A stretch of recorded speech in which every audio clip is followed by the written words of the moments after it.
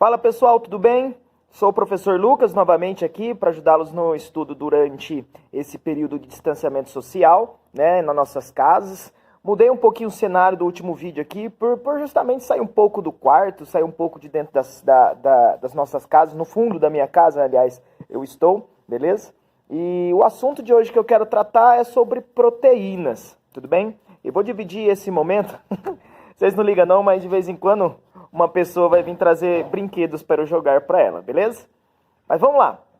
Eu vou dividir esse vídeo, esse conhecimento, em dois períodos, tá? Em dois episódios de Grey's Anatomy. Então, o primeiro episódio vai ser sobre a estrutura das proteínas, para depois a gente falar sobre uma importante função delas, que é atuarem como catalisadores biológicos, as tais enzimas. Tudo bem? Então, lembrando um pouco do que são proteínas, vamos lá, Maia, força! São moléculas, são polímeros, que são formados por muitos aminoácidos juntinhos, por ligações peptídicas. Essas moléculas, elas têm uma infinidade de formas diferentes, formas moleculares, e obviamente também por funções diferentes, tá? Então, foca nisso. Proteínas são formadas por aminoácidos ligados por ligações peptídicas. Tudo bem? Aqui, a princípio, vou dar alguns exemplos de funções de proteínas, tudo bem? Essa que falta um pouco no meu caso, que é o cabelo, né? O nosso cabelo e as nossas unhas são formadas por queratina.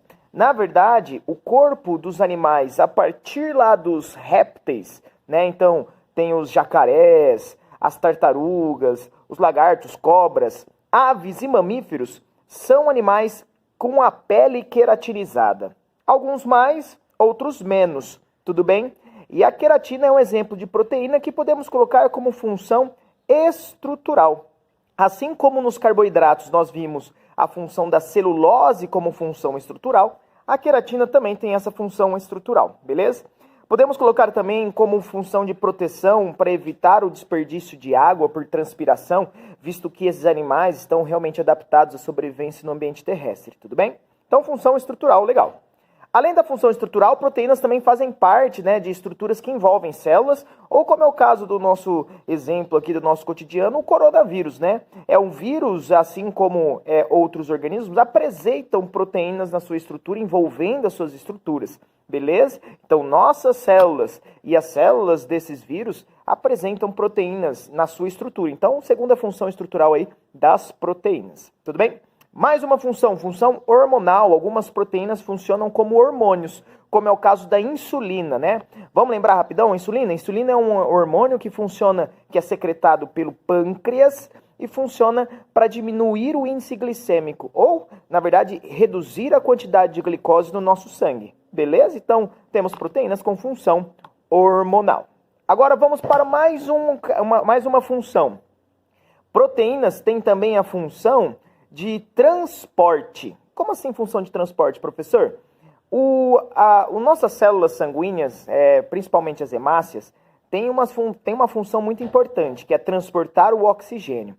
E para que isso aconteça, elas utilizam uma proteína junto do ferro chamada hemoglobina, beleza? Então a hemoglobina transporta, com auxílio do ferro, o nosso oxigênio para os nossos tecidos, para a gente fazer a tal respiração celular. Tudo bem? Então, mais uma função aí, função de transporte. Penúltimo, função de proteção. Proteção de maneira geral, agora pensando no seu sistema imunológico. As nossas células de defesa, um grupinho dessas células, chamadas linfócitos, tem a capacidade de produzir anticorpos, que nada mais são do que proteínas. Proteínas essas que podem atacar diretamente os organismos que nos causam mal, ou então ser armazenada, de certa forma, nos trazendo imunidade a longo prazo.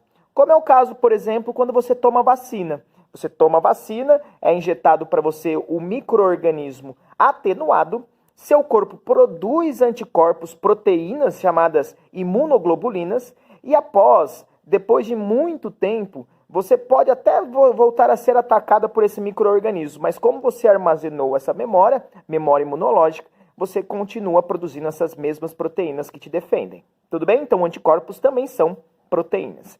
E por final, antes da gente entrar na rabisqueira, que eu vou passar aqui um videozinho de como é realmente a estrutura das proteínas, nós temos a função de catalisadores biológicos. Algumas proteínas atuam diminuindo a energia necessária para que algumas reações aconteçam. Esse tipo de proteína, né, que atua como catalisador, chamamos de enzimas, e elas são fundamentais para a sobrevivência de qualquer organismo, seja ele aí com célula, seja ele sem célula. Tudo bem? Como é o caso dos vírus. Então, vamos rapidamente aí para alguns rabiscos que eu fiz para a gente entender como que vai ser a estrutura de uma proteína, beleza? Vamos lá, Maia? Vamos lá, então? Começando aqui os rabiscos. Então, tá aqui o título do conteúdo, então, estrutura de proteínas, dos quais, né, essas substâncias, esses compostos orgânicos aqui, são formadas, né, por um conjunto bem grande de repetidas vezes aminoácidos, beleza? Para facilitar, eu dei aqui uma fórmula geral de um aminoácido, tá? Nesses aminoácidos, a gente pode dividir ele em duas porções. Essa primeira porção eu chamo de grupo amina e a segunda porção de ácido carboxílico.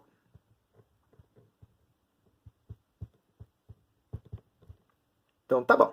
Então, na primeira porção, amina. Então, todo aminoácido é formado por amina junto com o ácido carboxílico. Tudo bem? Temos aqui esse carbono aqui, que é comum, às vezes, aparecer para vocês. Ele sendo chamado de carbono alfa, porque ele tem 1, 2, 3, 4 ligantes diferentes. Então, essa é a estrutura de um aminoácido. E as proteínas são formadas por vários aminoácidos ligados por ligações peptídicas. Aí eu dei um exemplinho aqui, ó, tem um aminoácido número 1, né? Então eu tenho, por que eu sei que esse número 1? Eu falei aqui, ó, que esse R, que é o radical, é um radical genérico que pode ser de várias formas diferentes. E eu tenho o aminoácido número 2 com um radical diferente para justamente diferir ele do primeiro. Tudo bem? Quando existirão as ligações peptídicas, é retirado o OH da parte do ácido carboxílico e um hidrogênio da parte amina do outro aminoácido. Então, há a retirada, na verdade, de um OH mais um H dessa molécula aqui, ó, famosa, o monóxido de dihidrogênio, famosa água. Então, o processo de ligação peptídica nada mais é do que um tipo de desidratação, beleza? Então, a estrutura molecular ficaria dessa forma aqui, ó. Então, temos o aminoácido número 1, tá aqui para vocês, a ligação peptídica aqui, e depois o aminoácido número 2, tudo bem? Então, ligação peptídica mostradas para vocês. Desses aminoácidos, nós temos conhecidos até hoje 20 aminoácidos diferentes, que podemos separá-los em aminoácidos naturais e aminoácidos essenciais. Qual a diferença, professor? Os aminoácidos naturais são produzidos pelo nosso corpo. Não há necessidade de você ingerir eles. Já os aminoácidos essenciais, você precisa obtê-los de alguma forma em sua dieta, na sua alimentação. Tudo bem? Então temos 20 aminoácidos diferentes, sendo eles alguns naturais, produzidos pelo nosso corpo, e outros essenciais. E aí, como é que eu vou formar uma proteína a partir desses aminoácidos? Então, as estruturas de proteínas, elas seguirão mais ou menos essa forma, tá?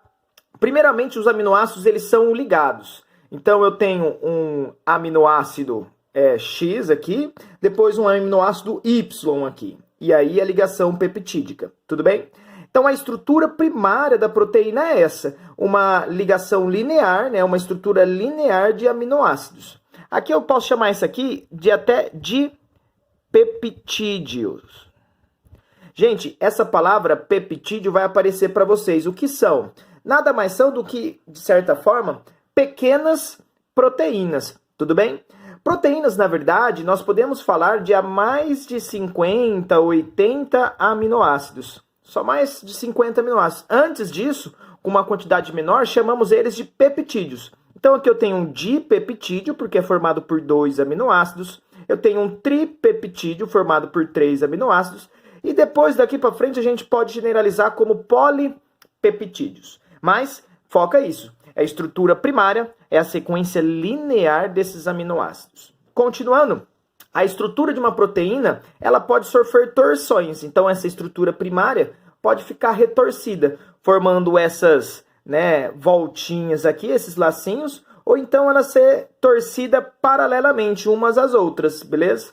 Isso acontece devido a interações que ocorrem entre os aminoácidos, tá? Eles são de formas diferentes, de estruturas moleculares diferentes e, portanto, ora podem ser hidrofóbicos, ora podem ser hidrofílicos, ora podem ter uma carga elétrica mais negativa, outra positiva, e devido a isso, sofrer algumas interações, tudo bem? E aí, com essas interações, há uma torção na estrutura primária, formando a estrutura secundária, beleza? E, por fim, a gente tem a estrutura terciária e quaternária.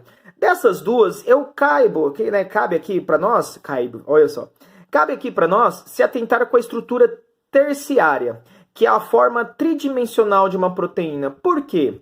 A partir dessa forma tridimensional é que nós temos a função ou a atividade dessa proteína. Então, uma proteína é ativa quando tem o seu formato tridimensional bem dimensionado, ou seja, perfeito, né? Porque toda proteína tem um local, tá? Um sítio de interação com as estruturas que ela vai trabalhar. Esse sítio de interação é chamado de sítio ativo. Caso você altere esse sítio ativo aqui, o que vai acontecer é que você não vai ter mais a forma tridimensional natural da proteína e, portanto, a atividade dela vai ser menor, ou seja, ela será menos eficiente, ou então ela perderá total a sua função. Esse processo nós chamamos de desnaturação. Vou escrever aqui, ó. Desnaturação. Desnaturação, que é o processo de você perder a sua forma tridimensional natural, perdendo, portanto, a atividade enzimática. Beleza? Bom, pessoal, espero que tenha ajudado um pouquinho aí essa introdução às estruturas de proteínas. Elas serão fundamentais para entender como funciona uma enzima, beleza? Porque daqui a pouco, nesse segundo vídeo que a gente vai postar, semana que vem, ele trata-se do como alguns fatores ambientais podem alterar essa estrutura terciária que a gente conversou, beleza? Então fica ligado aí para mais vídeos, daqui a pouquinho vai sair mais deles, e espero que estou ajudando vocês aí. Se vocês gostaram da aula, dê um like aí, começa a seguir o professor, ó, o youtuber aqui, né? Tamo junto, um grande abraço, até mais!